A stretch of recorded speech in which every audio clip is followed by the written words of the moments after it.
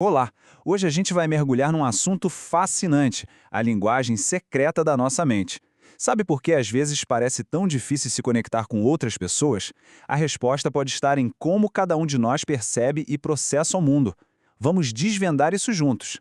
Já aconteceu de estar numa conversa e ter aquela sensação de que simplesmente não está fluindo? Parece que cada um está numa sintonia diferente, numa outra frequência de rádio. Mesmo falando do mesmo assunto, a conexão não acontece. Mas por quê, hein? Então, vamos direto ao ponto. Muitas vezes o problema não é o que está sendo dito. A grande questão é como a mente de cada pessoa está processando aquela informação. E é aí que o mistério começa a ser revelado. A programação neurolinguística, a famosa PNL, traz uma ideia que muda tudo. Existe uma diferença gigantesca entre o mundo como ele é de verdade e o mundo como a gente o percebe. Na prática, é como se a gente vivesse em duas realidades ao mesmo tempo. Para a gente conseguir entender bem essa diferença, vamos explorar essa ideia de realidade objetiva e subjetiva, ou, como a PNL gosta de chamar, o território e o mapa. Pensa assim, a realidade objetiva é o mundo lá fora, sabe? O território. Já a realidade subjetiva é a nossa representação interna disso tudo, o nosso mapa mental. E a PNL estuda exatamente isso, como a gente cria e usa esses mapas que guiam a nossa vida. Essa frase aqui é o coração de tudo. O mapa não é o território. O que isso quer dizer, afinal? Que a nossa percepção da realidade não é a realidade em si. É só uma representação, um modelo que a nossa mente cria. E é aí que está o pulo do gato. As diferenças entre as pessoas, entre sucesso e fracasso, elas estão nos mapas, não no território lá fora. E como é que a gente constrói esse mapa, então? Filtrando a realidade através dos nossos 5 sentidos. Tudo, absolutamente tudo que a gente sabe e pensa sobre o mundo chega até nós por esses canais. Eles são a base da nossa percepção.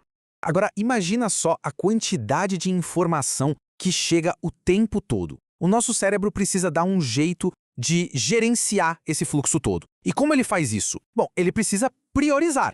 A nossa mente consciente, veja bem, é bem limitada. Ela só consegue processar, em média, de 5 a 9 informações por segundo. Pense em quanta coisa tem acontecendo agora mesmo ao redor. É impossível prestar atenção em tudo. Por isso, a nossa atenção precisa de um foco. Para conseguir focar, a PNL identifica 3 canais principais, que a gente chama de sistemas representacionais: o visual, o auditivo e o sinestésico, que junta o tato, o olfato e o paladar. A cada momento, a nossa atenção consciente está dando preferência para um deles. E aqui, olha, tem um ponto crucial. Ninguém é visual ou é auditivo. As pessoas estão operando em um desses estados dependendo do contexto. Alguém pode estar olhando fotos e entrar num estado supervisual, ou pode colocar uma música e ir direto para um estado auditivo. Somos pessoas completas, não um rótulo de um canal só. Certo, mas e aquela conversa que não conecta? Como tudo isso ajuda? É agora que a gente revela o código. A forma como estamos processando o mundo por dentro se reflete, adivinha onde? Nas palavras que a gente escolhe. Aqui está a chave de tudo. Nossa mente, nossa linguagem e nosso corpo estão totalmente interligados. Se um pensamento é visual, por exemplo, as palavras e até a postura do corpo vão refletir isso. O que acontece por dentro, inevitavelmente, transparece por fora.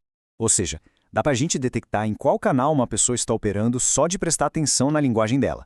As palavras que usamos, que a gente chama de palavras de processo, são como pistas que revelam para qual dos sentidos a nossa atenção está voltada naquele exato momento. Agora, vamos para a parte prática. Vamos ver alguns exemplos bem concretos dessas palavras de processo para que seja possível começar a identificá-las no dia a dia. Fica bem mais fácil de entender. Olha que interessante essa tabela. Para saber a que canal uma palavra pertence, é só se perguntar: como eu sei disso? Por exemplo, como se sabe que algo está claro ou na escuridão? Vendo, certo? Visual. E um som estrondoso? Ouvindo, auditivo. E como se sabe que algo é pesado ou suave? Sentindo, sinestésico. Simples assim. Então, quando alguém diz, isso está claríssimo para mim, a palavra claríssimo é a grande pista. Ela revela que a pessoa está literalmente criando uma imagem mental para conseguir entender aquela ideia. Agora, se a frase é "essa ideia não me soa muito bem", a pista é totalmente auditiva. A pessoa está ouvindo o conceito na mente dela para poder avaliar. A mesma coisa com um sucesso estrondoso. E por último, quando se ouve o clima na sala estava pesado, a palavra pesado descreve uma sensação. é uma pista sinestésica. A gente não vê, não ouve, a gente sente. O mesmo vale para um dia duro ou uma tarefa moleza.